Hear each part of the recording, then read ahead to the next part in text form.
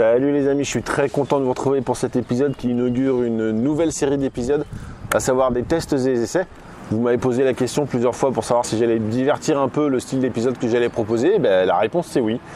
Et on va commencer tout de suite avec ce nouveau casque. C'est un Sena Outrosh Air qui a la double particularité d'être modulable avec la double homologation et d'avoir déjà un intercom intégré.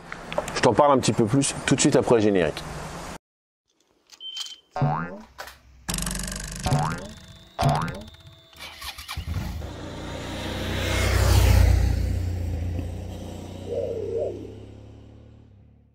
Aujourd'hui, je teste le Sena Outrosh Air. Je l'ai bien fait là, non?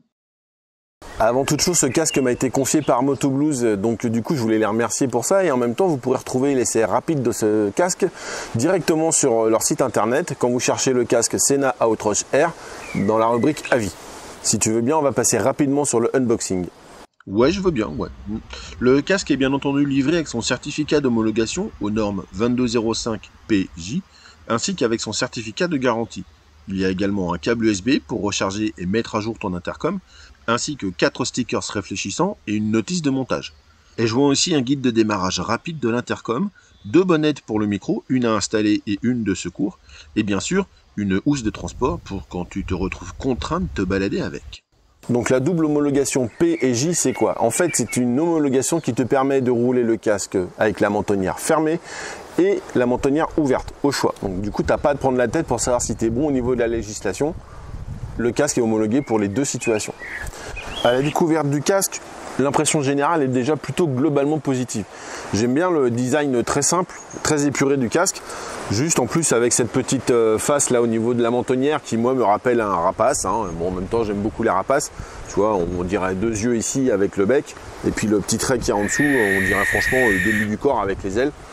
Voilà, c'est une sensation personnelle. Mais bon, après au niveau du design, je le trouve plutôt propre, plutôt épuré, très joli. Le casque est réalisé en polycarbonate, gage de sécurité, et ça lui permet de peser 1700 grammes, plus ou moins 50 grammes près. Il existe en 2 finitions, soit blanc brillant comme celui-ci, soit noir mat pour avoir un petit côté agressif, un peu plus bad boys, tu vois. T'as pas besoin pour être un bad boy. Non, j'ai pas besoin de ça, moi, non. La qualité de fabrication est aussi au rendez-vous, ce qui est plutôt intéressant et plutôt positif quand même. Les plastiques sont bien ajustés, la peinture est plutôt de bonne qualité, les mousses à l'intérieur sont très correctes et très agréables au toucher. Évidemment, tout est démontable pour que tu puisses les passer en machine et avoir quelque chose de propre sur la tête. Très pratique ça. Au niveau de l'équipement, on est sur un modèle de casque assez complet qui n'a rien envié au premium.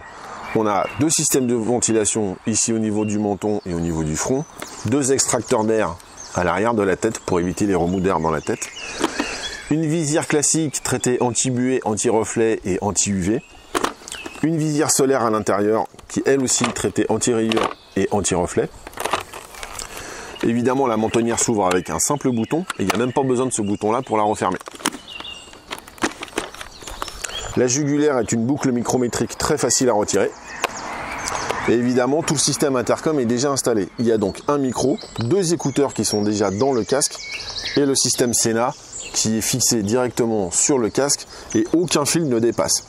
Évidemment, l'intercom avec les 2 enceintes à l'intérieur et le micro sont déjà installés dans le casque. Tu n'as absolument rien à faire, si ce n'est télécharger une application sur ton téléphone qui s'appelle Sena Utility. Ça va te permettre de mettre ton intercom à jour, de le paramétrer, notamment dans les langues, de présélectionner tes radios, de présélectionner tes musiques et tes numéros de téléphone. Et puis aussi de pouvoir t'appairer facilement avec un autre intercom Sena, juste avec un QR code. Pour les intercoms d'une autre marque, style Cardo par exemple, pour l'appairer c'est un petit peu plus compliqué, tu es obligé de faire plus de petites manips avec les 3 boutons qu'il y a là et ton téléphone. Même chose pour le téléphone et l'intercom de ton compagnon de route. Pour le recharger et le mettre à jour, il suffit juste d'enlever cette petite coche en caoutchouc, de brancher le fil, soit à l'ordinateur, soit à un chargeur. On dispose aussi d'une bavette anti-remous amovible qui est assez efficace quand le casque est fermé, mais qui a un petit défaut quand le casque est ouvert. Maintenant, le plus simple pour savoir ce qu'il vaut, c'est encore de le tester sur la moto. C'est parti.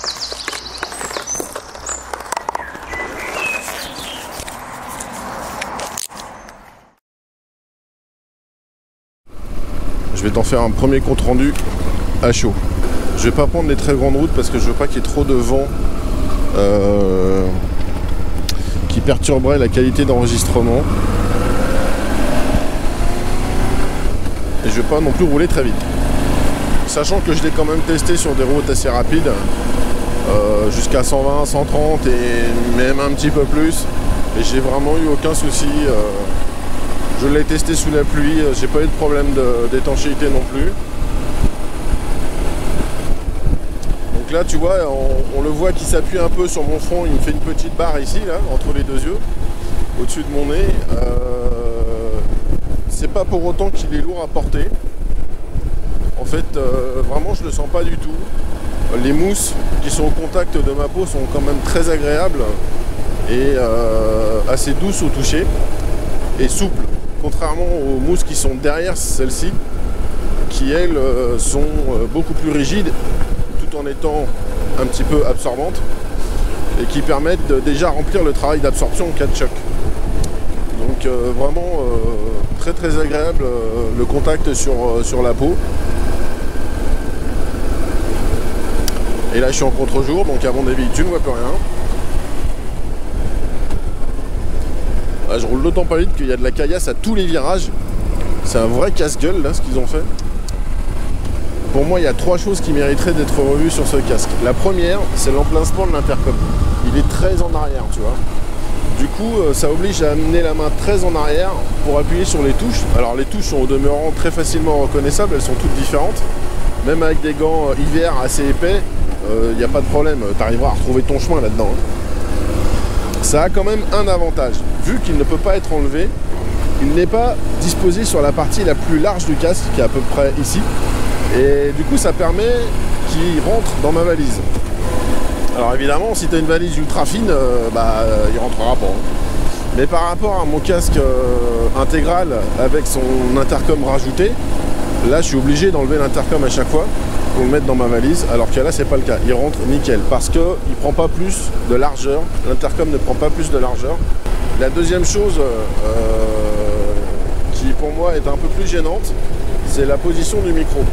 Il faut qu'il soit vraiment très très collé au bord de ta bouche et sur ta joue, que tu le sentes physiquement. Si tu places ton micro un peu plus loin, ta mentonnière va cogner dedans. Du coup, soit tu pourras pas la fermer complètement et donc la verrouiller sur les clips, soit tu pourras la fermer mais du coup c'est ton micro qui va descendre et du coup il sera plus devant ta bouche. Donc si tu as besoin de communiquer, ça marchera pas en fait. Donc ça c'est vraiment un peu dommage. Et puis la troisième chose, alors là c'est pour chipoter, hein, c'est vraiment histoire de dire qu'il y a des choses qui vont pas, c'est la bavette là. C'est un anti-remous au niveau de la mentonnière qui est très efficace au demeurant quand la mentonnière est fermée et ça t'évite que l'air remonte par la mâchoire et par ton menton.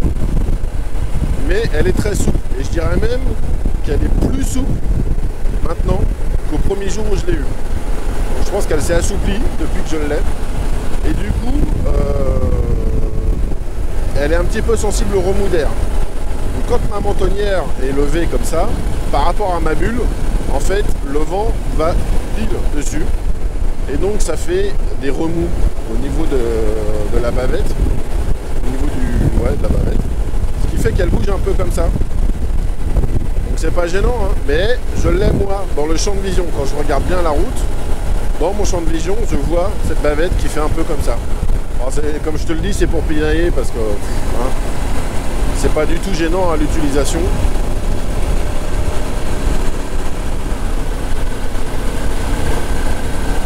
Je vais mettre un peu la visière parce que je suis quand même pas mal ébloui par le soleil, comme ça me permet aussi de rouler un petit peu plus vite.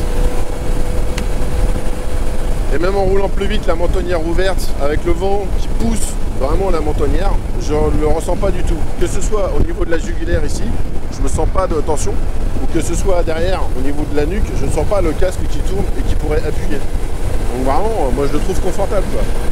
Au niveau du bruit, à l'intérieur, il est assez correct. Comme il n'y a pas d'air qui circule entre les mousses et tes oreilles, tu ne ressens pas de remous d'air et ça ne fait pas de bruit.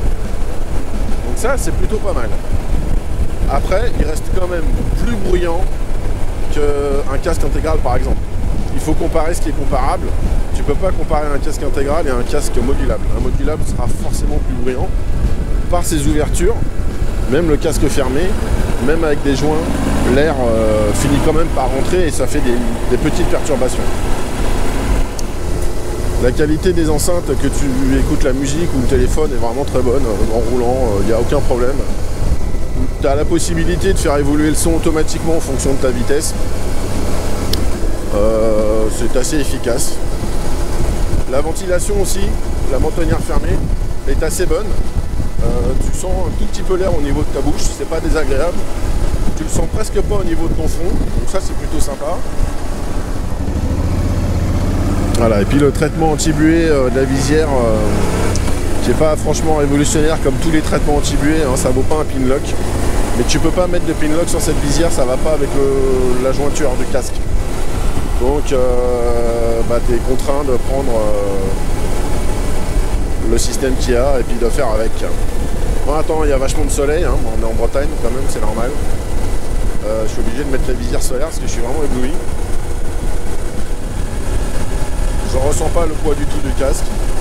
Alors je sens bien qu'il fait 1 kg, presque 1,8 kg.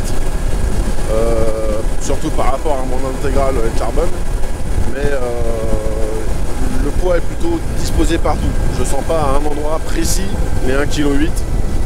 Vraiment, voilà, peut-être sur le front un petit peu, et encore, parce que j'ai une grosse tête. C'est pas pour ce qu'il y a dedans, mais j'ai quand même une grosse tête.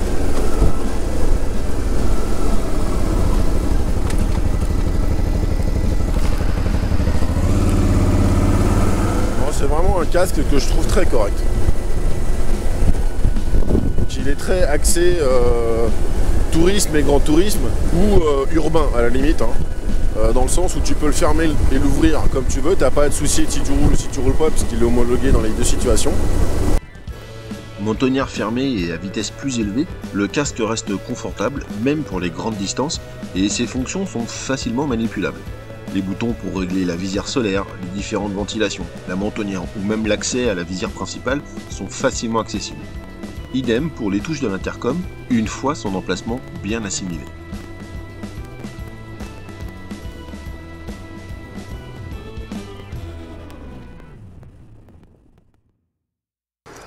Pour conclure l'essai de ce casque Sena Outrush Air, je te dirais que globalement c'est plutôt un bon casque, surtout par rapport au prix auquel il est vendu. On est sur un casque à moins de 300 € sur les sites internet. Pour un casque qui a la double homologation P et J, ouvert et fermé, même si c'est la norme 2205 et pas la nouvelle norme 2206, c'est pas mal quand même. Pour un casque qui a déjà un intercom Sena en plus qui est de bonne qualité avec les haut-parleurs et puis le micro, c'est plutôt correct. La qualité de fabrication est très bonne. Alors ok, il a quelques petits défauts, notamment voilà le micro, notamment l'emplacement de l'intercom qui peut être un tout petit peu trop loin pour moi, notamment le fait qu'on ne puisse pas mettre de pinlock et puis cette petite bavette qui a tendance à bouger avec les remous d'air.